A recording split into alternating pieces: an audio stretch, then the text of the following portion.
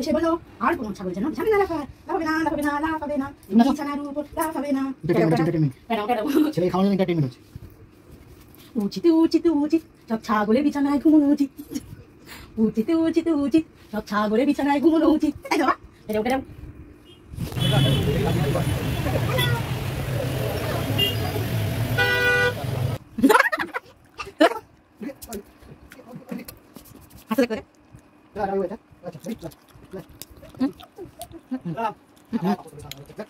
এই যে আমাদের রাতের মানে আমাদের না আমার রাতের dinner.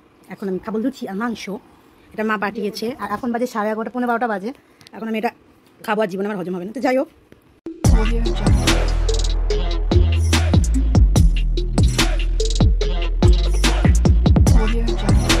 Hello guys, good morning. কেমন আছো সবাই? আশা করি সবাই খুব ভালো আছো।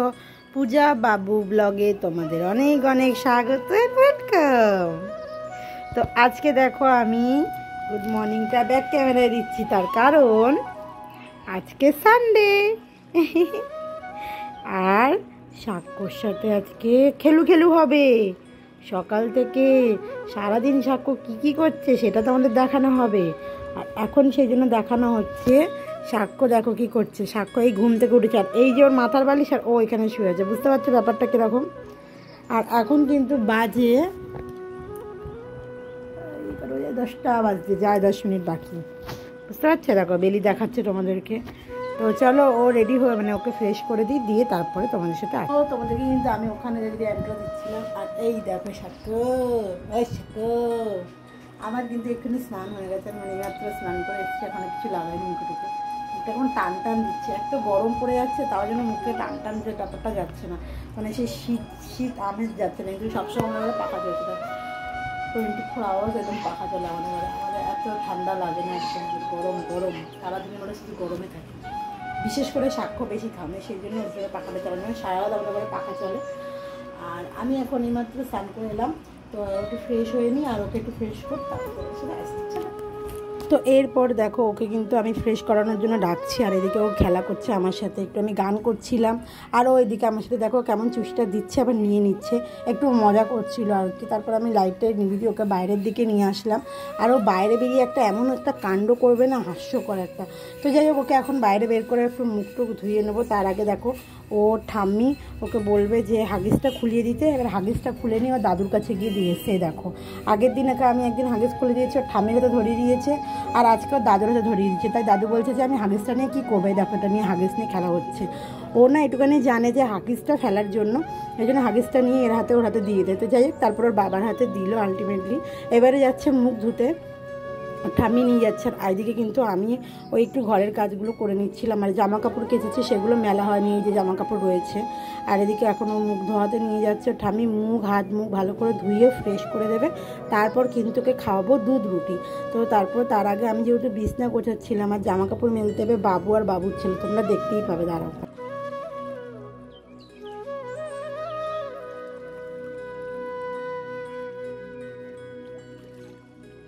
তো এই যে ওর মুখটুক কিন্তু ধোয়া হয়ে গেছে, পুজো টুজু সব ধুয়ে দিয়েছে ওর মা, মানে ঠাম্মি। এবার এখন যাচ্ছে ঘরে, এবারে ওকে খাওয়াবো। একটু দাদুর সাথে খেলা টেলা করে নিই, প্যান ট্যান পরে। তো এই মাছি খাওয়া দিয়েছে, দেখ মাছি খাওয়া দিচ্ছিলে, মাছকে দিয়েছে, মান দিয়েছে খাবার দিয়েছে, ভাতি দিয়েছে, ভাতি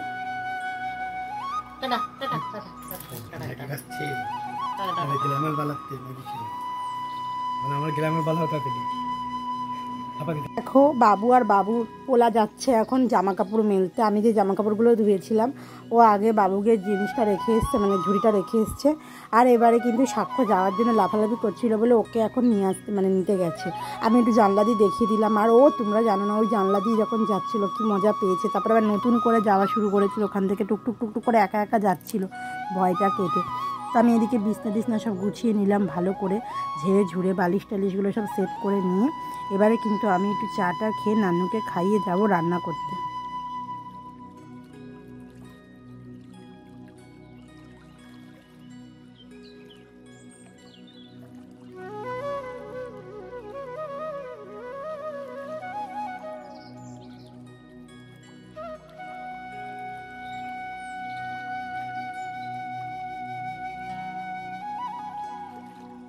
ও এই যে গরুর দুধটা নেওয়া হয়েছে, সেই গরুর দুধ দিয়ে এবারে সাক্ষ্যকে আমি রুটিটা খাওয়াবো। এই যে রুটি ওর জন্য রেডি করেছি। আরও এখন খাওয়াতে খুব কষ্ট হচ্ছে, মানে এখনও খেতেই চায় না, মোটামুটি খুব কষ্ট করে খাওয়াতে হয় ওকে চেপে চুপে। তো যাই হোক ওকে ওই চানাটানি করে খাইয়ে দাইয়ে আমি চাটা খেয়ে এবার চলে এলাম রান্নার দিকে। আজকে কিন্তু রান্না হবে মাছ। তো এই মাছটা নেওয়া হয়েছিল, তার টাটকাই মাছ একটু আজকে রান্না করবো সাক্ষ্যর জন্য। একবারে যে পেটি আর একটা দাকা রাখবো সাক্ষ্যর জন্য আজকে, আর আমাদের জন্য রান্না করবো। যে তেল চড়িয়ে দিয়েছি, এবার মাছগুলো ভেজে নিই।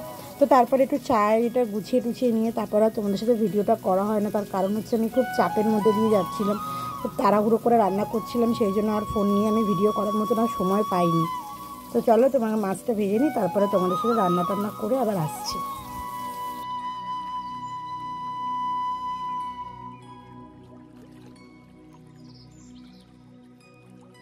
সংসারের কাছে এতটাই ব্যস্ত হয়ে পড়ি যে যখন আমি তখন কোনো টাইমই পাই না।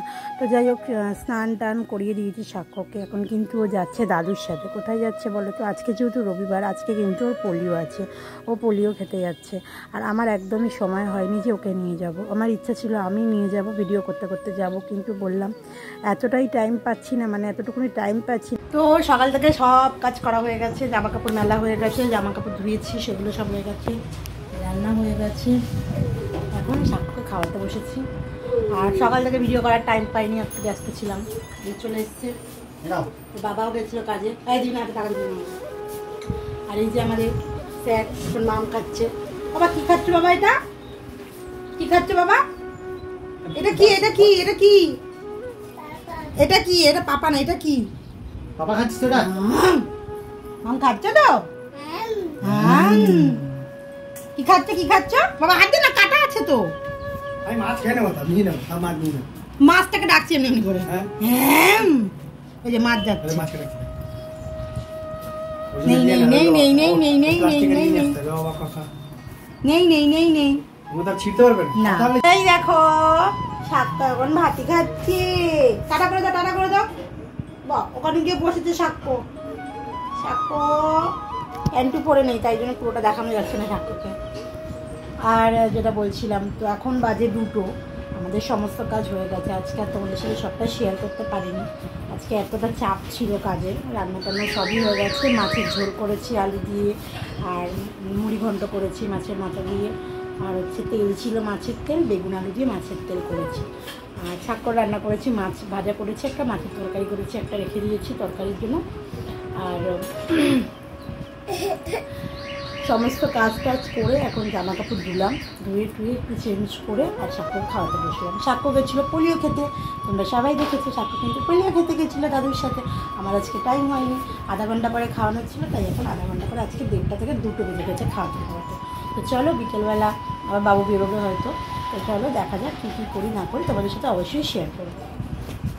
ওই সাক্ষ্যকে খাওয়াচ্ছিলাম, ওই কিছুটা খেলো, আর পুরোটা সবটা খেতে চাইছিল না। বললাম একটু ওর অস্বস্তিটা জানি না ঠিক কী হয়েছে, ও এখন খেতে চায় না ঠিক করে। তো এই যে লেবুর মৌসুম্বি জুসটা করে দিলাম, ও কিন্তু লেবুর রসটা খেলো।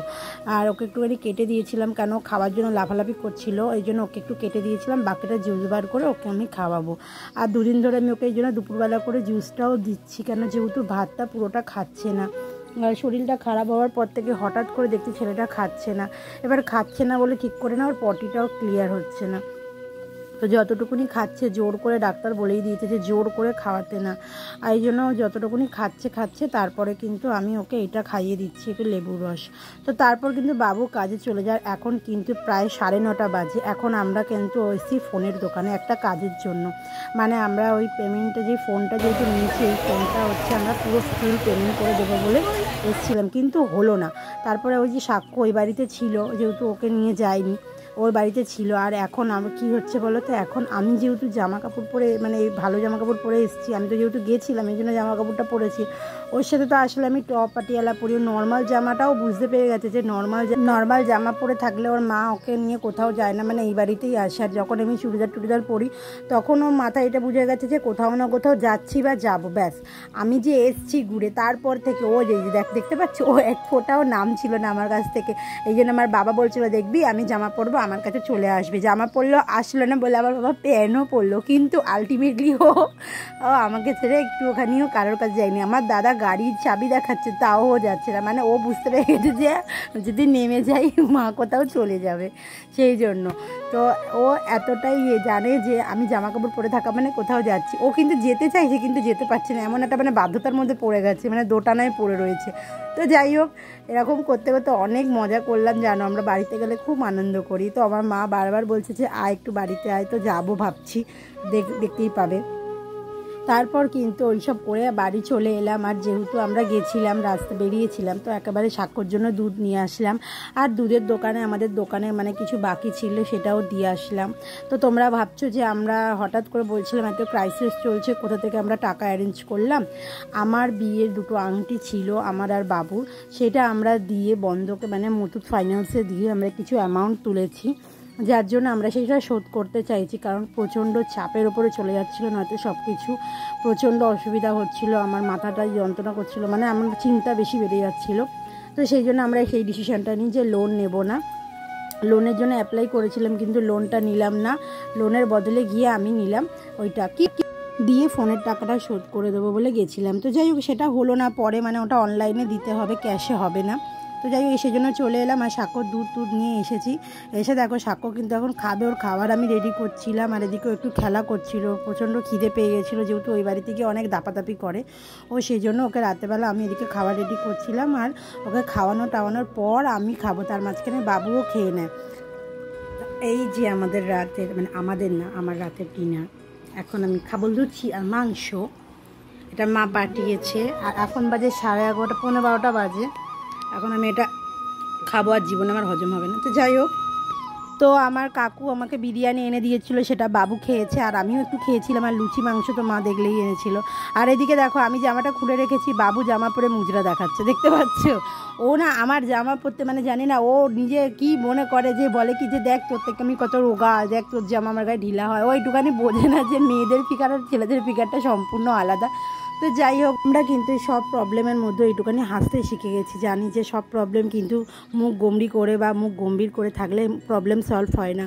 তাই এইটুখানি হাসি খুশি বাবু আমাকে রাখতে ভালোবাসে, আর ও নিজেও থাকতে ভালোবাসে। ভিডিওটা আজকে এখানে এন্ড করছি। সকাল থেকে রাত অবধি ভিডিও তোমাদের কেমন লাগলো অবশ্যই জানিও। আশা করি ভালো লাগবে। আর যদি ভালো লাগে তাহলে আমাদের চ্যানেলটাকে একটু সাবস্ক্রাইব করে দিও, লাইক কমেন্ট শেয়ার করে দিও। চলো আজকের জন্য গুড নাইট, দেখা হচ্ছে আবার কালকে নেক্সট ব্লগে। তো টাটা সকলকে, গুড নাইট।